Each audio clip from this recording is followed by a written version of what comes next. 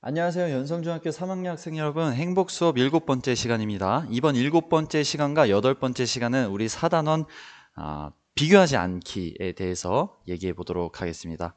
이번 7번째 수업은 우리 퀴즈 준비했거든요. 이 퀴즈로 시작하도록 하겠습니다. 이 두 가지 퀴즈, 이 퀴즈에 대한 답을 이 수업 들으면서 생각해 보면 좋을 것 같아요. 자, 첫 번째는 제가 대학 다닐 때 제일 존경했던 교수님이 우리 수업 시간에 냈던 퀴즈입니다. 자, 우리가 이거를 정말 열심히 한다면 일주일만 해도 우울증에 걸릴 수 있습니다. 요것은 무엇일까요? 요거랑, 자, 두 번째로 우리가 모두 토끼와 거북이 이야기를 알 텐데, 자, 토끼가 훨씬 더 빠르니까 거북이가 분명히 하면 질 텐데, 그럼에도 불구하고 이 시합에 참여한 이유가 뭘까요? 자, 요거 두 번째, 요 두 가지 퀴즈의 답에 이 두 가지 퀴즈에 대한 답을 수업을 들으면서 한번 생각해 보면 좋을 것 같습니다. 자, 이번 영상에서는 이렇게 세 가지로 순서를 정해봤습니다. 첫 번째로 우리가 왜 비교를 하는지, 비교하는 이유에 대해서 얘기를 해볼 거고, 두 번째는 이 비교가 왜 행복의 걸림돌이 되는지 얘기해 볼 거고요. 세 번째는 우리가 이 비교하는 습관을 어떻게 극복할 것인지에 대해서 얘기해 보겠습니다. 자, 첫 번째는 우리는 왜 비교를 할까요? 비교를 하는 이유. 첫 번째는 우리 모두는 우리 스스로를 이해하기 위한 욕구를 갖고 있기 때문에 그럽니다. 자, 예를 들어서 돈이나 뭐 집이나 차나 그런 거는 꼭 다른 사람들이랑 비교를 안 해봐도 알 수 있는 것들이잖아요. 왜냐하면 딱 객관적인 지표가 있잖아. 가격이 정해져 있고 또 뭐 돈도 이렇게 수치화로 딱 객관적인 그런 지표가 있으니까 꼭 남들과 비교하지 않아도 알 수 있는 것들인데, 여기 그림에 있는 정의라든가 사랑이라든가 뭐 행복, 믿음, 신념, 이런 것들은 어쩔 수 없이 타인들과 비교를 해야 알 수 있는 것들이기 때문이에요. 이렇게 정답이 없는 것들은 어쩔 수 없이 다른 사람들의 견해와 내 견해를 비교해 봐야 되고, 또 다른 사람들의 의견을 물어봐야 알 수 있는 것들이기 때문에 자연스럽게 우리는 비교를 하게 됩니다. 그렇기 때문에 비교가 안 좋은 거긴 하지만 그렇게 자연스러운 면이 있다는 얘기예요. 또 이렇게 우리가 이 정답이 없는 것들을 이해할 때는 비교가 긍정적인 영향을 끼치기도 하죠. 또 이렇게 비교가 긍정적인 영향을 미치는 몇 안 되는 상황들 중에 하나가 요거지. 타고난 능력자를 비교 대상 삼아서 우리가 동기부여가 된다면 그거는 좀 비교가 가끔씩 그렇게 긍정적인 영향을 미치는 경우죠. 아무튼 자, 비교를 하는 두 번째 이유는 우리 사회의 집단주의 문화 때문에 그렇습니다. 우리가 분명 동양권 문화가 서양권 문화보다 이 개인보다는 집단에 좀 더 중요성을 두죠. 그게 뭔 말이야? 중요성을 둔다. 더 중요시하게 여기죠. 그래서 집단을 위해서 개인이 희생하거나 그런 경우가 빈번하죠. 우리가 이 집단주의 문화에 있기 때문에 우리도 모르는 사이에 공동체의 기대에 부응하기 위해서 노력합니다. 뭐 선생님이나 부모님의 기대하는 모범생이라는 역할을 수행하기 위해서 노력을 하는 거죠. 또 이 공동체에 피해를 주지 않기 위해 노력을 합니다. 내가 하고 싶은 말이 있거나 내가 하고 싶은 일이 있어도 내가 너무 튀어 보이지 않기 위해서 그걸 참는다는 얘기예요.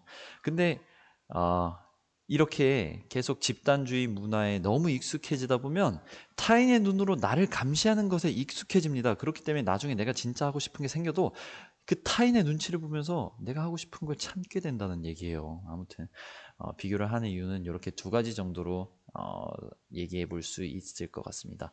자, 그 다음에 이 비교가 왜 행복의 걸림돌이 될까요? 이 비교의 부정적 영향, 이거는 너무 요거를 증명하는 연구도 굉장히 많고 이미 다들 알고 있기 때문에 그렇게 길게는 얘기를 안 할게요. 자, 첫 번째는 이 비교를 자꾸 하면 할수록 우리의 행복은 감소합니다. 우리가 방금 이 수업 시작할 때 냈던 그 퀴즈, 첫 번째 퀴즈의 답, 비교입니다. 우리는 비교를 너무 열심히 하다 보면 일주일 만에 우울증에 걸리게 됩니다. 왜 우울증에 걸리냐면 비교를 하면 필연적으로 따르는 게 자기 비하입니다. 우리는 대부분의 경우 비교를 하면 우리보다 더 나은 사람과 비교를 하죠. 그러면서 나는 왜 저렇게 하지 못하지? 이런 바보 새끼 이러면서 자기 비하를 하기 때문에 행복이 감소하게 되는 겁니다. 그 비교의 굴레를 끊어야 돼요.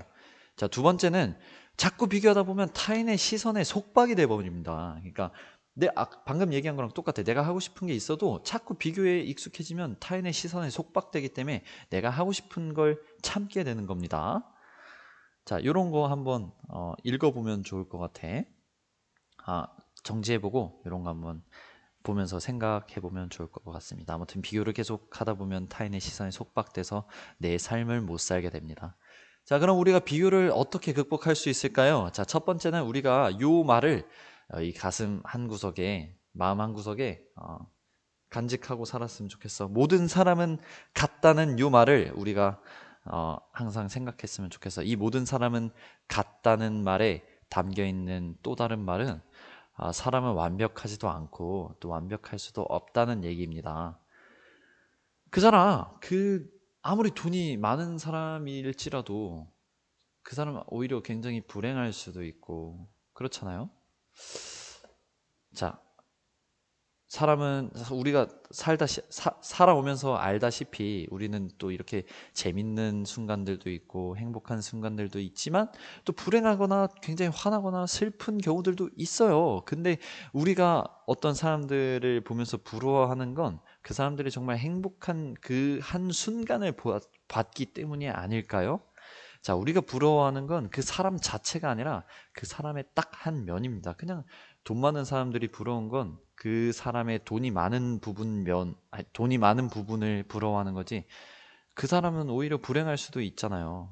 그러니까 이런 거를 조금 모든 사람들은 완벽하지 않고 완벽할 수도 없다는 걸 어, 기억했으면 좋겠습니다. 자, 두 번째는 내가 진짜 원하는 게 뭔지 항상 끊임없이 물어야 돼요. 내 내면의 목소리에 항상 귀를 기울이라는 얘기입니다.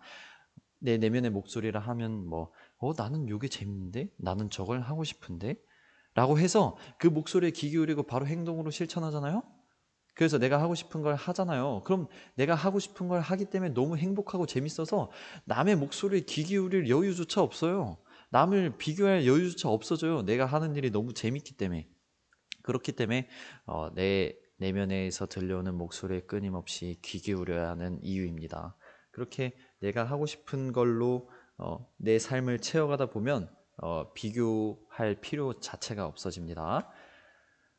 근데 여기 남의 목소리를 따른다면 평생 남의 목소리를 따르게 된다는 게 무슨 말이냐면요. 예를 들어서 나는 대학을 가야 될지 잘 모르겠어. 근데 주변에서 가라고 해서 갔어.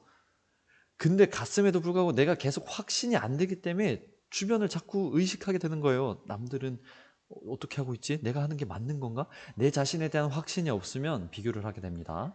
자, 세 번째는 우리가 비교를 시간상의 비교를 하는 게 좀 더 낫습니다. 내 자신을 다른 사람과 비교하기보다는 나 스스로를 비교하는 거예요. 그러니까 무슨 말이냐면 어제의 나와 오늘의 나를 비교하는 겁니다. 그렇게 어제보다 더 나은 내가 될 수 있도록 계속 노력한다면 그 노력하느라 다른 사람과 나를 비교할 여유가 없어져요. 그리고 또 어제보다 나은 오늘이 또 계속 그러니까 어제보다 나은 하루하루가 계속 쌓이고 쌓이다 보면 꿈에 가까워지고 결국 꿈을 성취하게 되는 겁니다. 자, 네 번째는 이 비물질적 경험의 영역을 확대하는 겁니다. 자, 이게 무슨 말이냐면 이 물질적 영역은 뭐 돈이라든지 차라든지 명품이라든지 이렇게 눈에 보이는 것들이 물질적 영역이고요. 비물질적 영역은 우리가 눈에 보이지 않는 것들이죠. 뭐 경험이라든지 뭐 사랑이라든지 그런 거. 근데 우리가 이 비물질적 영역인 이 경험들을 늘려간다면 비교할 필요가 없어져요. 그러니까 왜냐면 만약에 내가 오늘 내 친구들이랑 재밌게 놀았어. 근데 나는 내 친구들이랑 놀면서 느꼈던 그 즐거움을 다른 사람들이 그 사람의 친구들과 놀면서 느꼈던 그 즐거움과 비교하나요? 이게 말이 좀 어려운가? 내가 여행을 하면서 느꼈던 이 즐거움 자체를 다른 사람들의 여행하면서 느꼈던 즐거움과 비교하나요? 비교를 못하니까 이 비물질적 영역인 이 경험에 대해서는 비교를 못하잖아요. 내 즐거움을 다른 사람들의 즐거움과 비교할 수 없어? 비교할 수 있니? 그렇기 때문에 이 비물질적 영역을 늘려간다면 비교의 필요성 자체가 사라집니다. 자, 오늘은 여기까지인데요. 우리 맨 처음에 했던 그 두 번째 퀴즈의 답, 거북이는 왜 그 토끼와의 시합에 참여했을까요? 거북이는 본인이 느린지 모르기 때문이에요. 그냥 본인이 자기 속도에 맞춰서 걸어 나가는 거지. 토끼랑 비교해서 쟤는 나보다 빠르네. 이런 식으로 비교를 하지 않고 본인이 느리다는 컴플렉스 자체가 없기 때문에 이길 수 있다는 생각으로 그 시합에 참여한 거죠. 그리고 또 그 이야기에서는 이기잖아요. 본인보다 훨씬 더 빠른 그 토끼를. 자, 아무튼 거북이는 비교를 하지 않고 콤플렉스가 없었기 때문에 그 시합에 참여해서 토끼를 이긴 겁니다. 자, 요거 마무리는 우리 가수 에일리가 본인 인스타에 올렸던 글이 있는데요. 아, 이게 너무 인상 깊어서 요거 읽으면서 이거 마무리하도록 하겠습니다. 자, 그냥 그대로 읽을게요. 한번 잘 생각해 보세요. 자, 뉴욕은 캘리포니아보다 3시간 빠릅니다. 하지만 그렇다고 캘리포니아가 뒤처진 것은 아닙니다. 어떤 사람은 22세에 졸업을 했습니다. 하지만 좋은 일자리를 얻기 위해 5년을 기다렸습니다. 또 어떤 사람은 25세에 CEO가 됐습니다. 그리고 50세에 사망했습니다. 반면 또 어떤 사람은 50세에 CEO가 됐습니다. 그리고 90세까지 살았습니다. 어떤 사람은 아직도 미혼입니다. 반면 어떤 사람은 결혼을 했습니다. 오바마는 55세에 은퇴했습니다. 그리고 트럼프는 70세에 시작했습니다. 세상의 모든 사람들은 자기 자신의 시간대에서 일합니다. 당신 주위에 있는 사람들이 당신을 앞서가는 것처럼 느낄 수 있습니다. 또 어떤 사람들은 당신보다 뒤처진 것 같기도 합니다. 하지만 모두 자기 자신의 경주를 자기 자신의 시간에 맞춰서 하고 있는 것 뿐입니다. 그런 사람들을 부러워하지도 말고 놀라지도 맙시다. 그들은 자신의 시간대에 있을 뿐이고 당신도 당신의 시간대에 있는 것 뿐입니다. 인생은 행동하기에 적절한 때를 기다리는 것입니다. 그러니까 긴장을 푸세요. 안녕.